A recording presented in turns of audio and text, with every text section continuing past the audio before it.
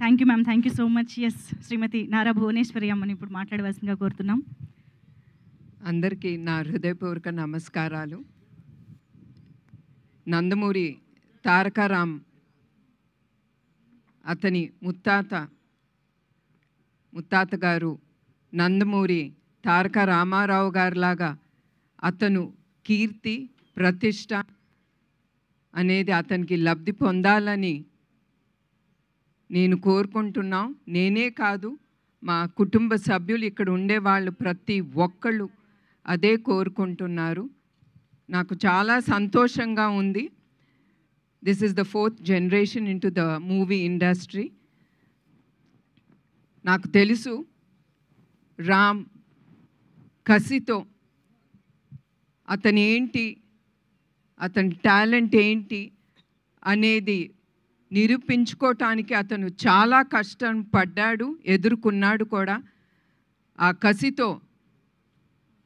ఆ కసి ఉండే ప్రతి వ్యక్తి తప్పకుండా పైకి ఎదిగి అతను ఏం కోరుకుంటాడో తప్పకుండా అతను అక్కడికి వెళ్ళగలడు. అట్లానే new talent roar production number 1 Geetha గారికి నా కృతజ్ఞతలు. And I wish her all the best. అది ఆవిడ ఫస్ట్ ప్రొడక్షన్.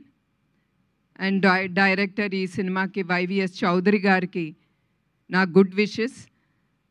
అండ్ చౌదరి గారు ఆయన ఫ్యామిలీ ఎప్పుడు నందమూరి ఫ్యామిలీకి సపోర్టివ్గా ప్రతి దాంట్లో వాళ్ళు ముందుంటున్నారు.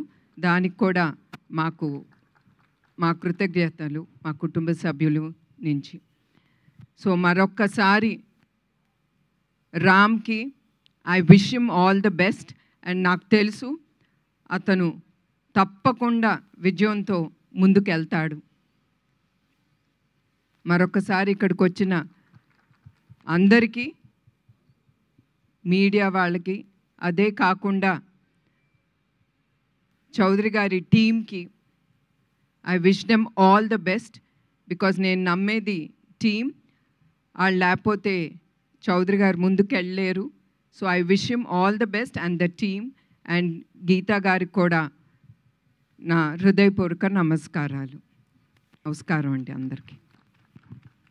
Thank you ma'am. Thank you so much. అలాగే ఇప్పుడు శ్రీమతి